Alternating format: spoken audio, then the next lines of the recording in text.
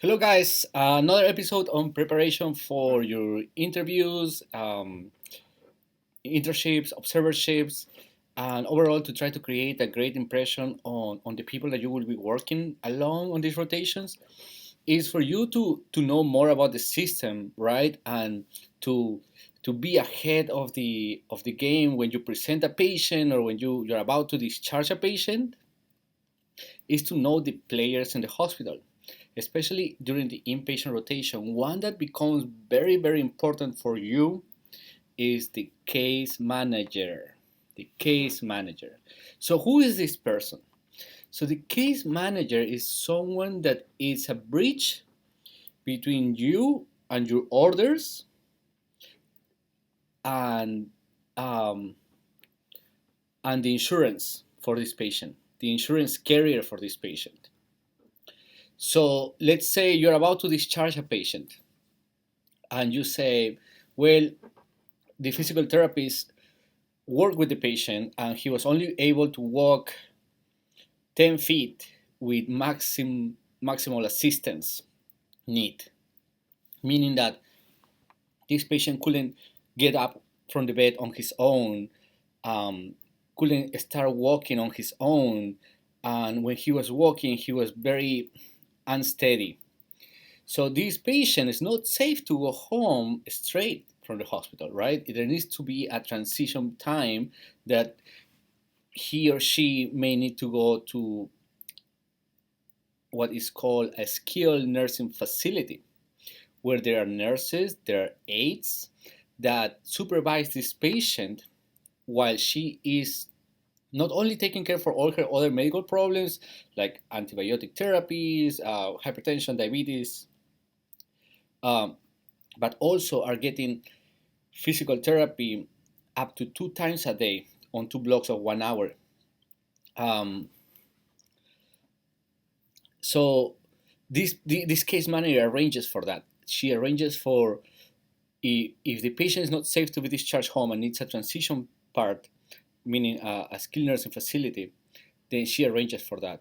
Or if the patient can go home because he was able to walk 50 feet and he didn't need assistance but still unsteady, so you were concerned and you say, maybe this patient needs a physical therapist to go to his house and to continue his therapy at home, or a nurse to go to his house and check that this patient is using his medications properly, or check safety at home, that this patient is not going to fall and come back to the hospital.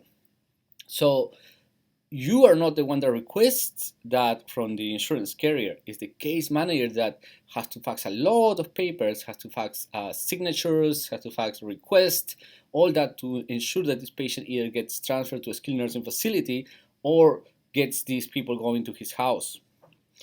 Now, other things that the case manager can do is, for example, let's say your patient needs a bedside commode because she's very obese and it's very difficult for her right now that she's recovering to walk from her bed to the bathroom, and she wants to go home.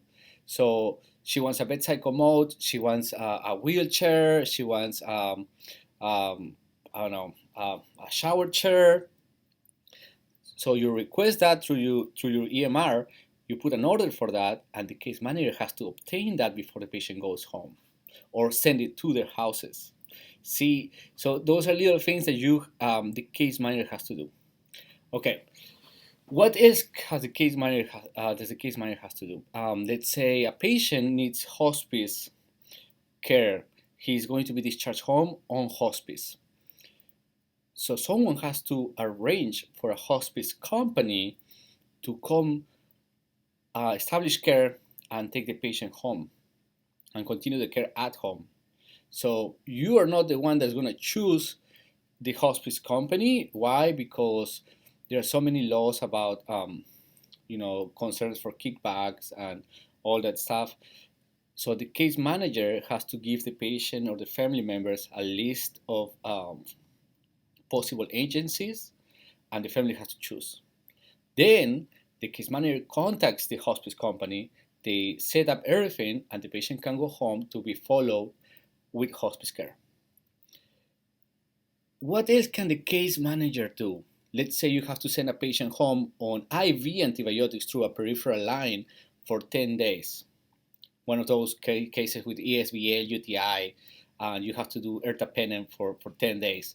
So the case manager arranges for the antibiotic and the nurse to go to their houses to give the antibiotics. Um, so why is she that important? Because once she gets the okay that she got your chairs, your wheelchairs, your antibiotics, your acceptance to a nursing home, your acceptance for physical therapy to go to their houses, you can discharge the patient. Otherwise, you cannot, because then it's not a safe discharge, and that's very important. So keep in mind the case managers, because if it comes during your rotation that you're about to discharge the patient, say that, hey, this patient can walk, but I don't think she is really at her baseline. I think that she would benefit of having a physical therapist and a nurse going to their houses. So I'm going to talk to the case manager to arrange for that. Or, Dr. Munoz, this patient who came with ESBL, UTI, and sepsis is now improved and stable hemodynamically. The urine cultures are final and is positive for ESBL, UTI, only sensitive to ertapenem. She has received 4 days here, and infectious diseases recommends a total of 10 days course. So 6 more days can be given at home as this patient is much better. So I'm going to talk to the case manager to arrange for IV antibiotics at home and at home nurse. See? So use that for your benefit during your rotations, or even during the interview with the program directors. Try to bring it up. Try to bring it up and mention that during your observership rotations, you have got to work with case managers and social workers, and understanding the importance of identifying the patient's needs at discharge to prevent a readmission. Hospitals are very big on readmissions these days. We hate readmissions because it means that we didn't do a good job, and hospitals get fines when a patient gets readmitted. We have to give money back. Okay, thank you very much. That's for the case managers. Remember that the United States has two types of, at least at the very least, two types of insurance carriers. The most popular one is Medicare, and that's the one that patients that have worked and paid Social Security receive. And the other one are private insurances. Just to mention some, Aetna, Molina, Blue Cross, those are private insurances that you may have to deal with two different case managers. The one for Medicare is called the unassigned case manager, and the one for private insurances, the insurance will sometimes call you or call the resident or the attendant to say, hey, if you're ready to discharge this patient, we'll arrange for all that you need. So the case manager is very important. So if you can, read a little more about them, but this is the basic on what the case managers do in the hospital. Very important, ladies. Thank you.